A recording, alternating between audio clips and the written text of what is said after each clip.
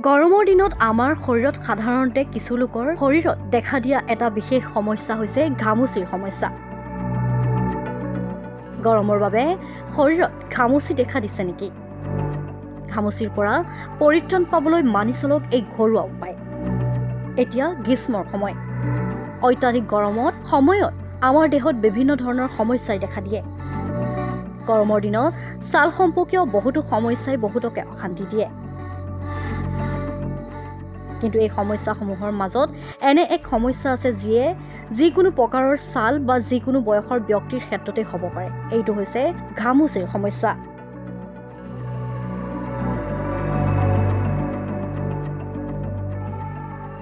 গৰমৰ দিনত ঘামুচিৰ পৰা পৰিত্ৰাণ পাবলৈ দিনত চাফ চিকুণতাত থকাৰ উপৰিও দিনত 3 বাৰকৈ গা ধুব লাগে।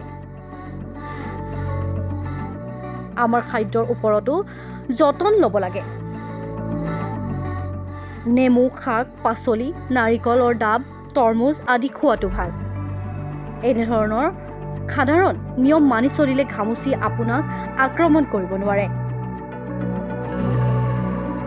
ঘামুচি উঠিলে এল'ভেৰা ব্যৱহাৰ কৰিব পাৰে। এল'ভেৰাৰ ব্যৱহাৰে ঘামুচিৰ সমস্যাত যথেষ্ট লাভালাভ প্ৰদান কৰে। গ্ৰীষ্মকালত দৈনিক 15 পৰা 25 মিনিটৰ বাবে এল'ভেৰা জেল ঘামুচি হোৱা স্থানত সানি ধুই দিলে যথেষ্ট সকাহ পোৱা যায়। পাতল, ঢিলা আৰু এনে কাপোৰ পিন্ধিব লাগে যিয়ে ঘাম শুহি ল'ব পাৰে। শৰীৰৰ প্ৰতিটো অংশত সতেজ বতাহ সংস্পৰ্শলৈ আহিব পৰা কাপোৰ পিন্ধিব লাগে। ঘামুচিৰ পৰা পৰিত্ৰাণ পাবলৈ গৰমৰ দিনত যিমান পাৰে পানী খাব লাগে।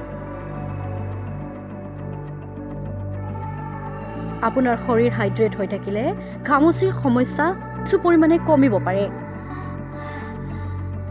গৰমৰ দিনত আপুনি তিয়ঁহ খাব পাৰে। তিয়ঁহ পানীয় আৰু তিয়ঁহ খালে আপোনাৰ শৰীৰটো ঠাণ্ডা কৰি ৰাখে, যাৰ বাবে ঘামুচি হোৱাৰ সম্ভাৱনা কম থাকে। আৰু পাৰিলে গৰমৰ দিনত আপুনি এনে কিছুমান খাদ্য গ্ৰহণ কৰিব আৰু গৰমৰ দিনত কম মছলাযুক্ত খাদ্য গ্ৰহণ কৰিব, যিয়ে আপোনাৰ বডিটো ঠাণ্ডা কৰি ৰাখে। তেনে খাদ্য গ্ৰহণ কৰিব। আপোনাৰ শৰীৰটো ঠাণ্ডা হৈ থাকিলে ঘামুচিৰ সমস্যাৰ পৰা আপুনি কিছু পৰিত্ৰাণ পাব পাৰে।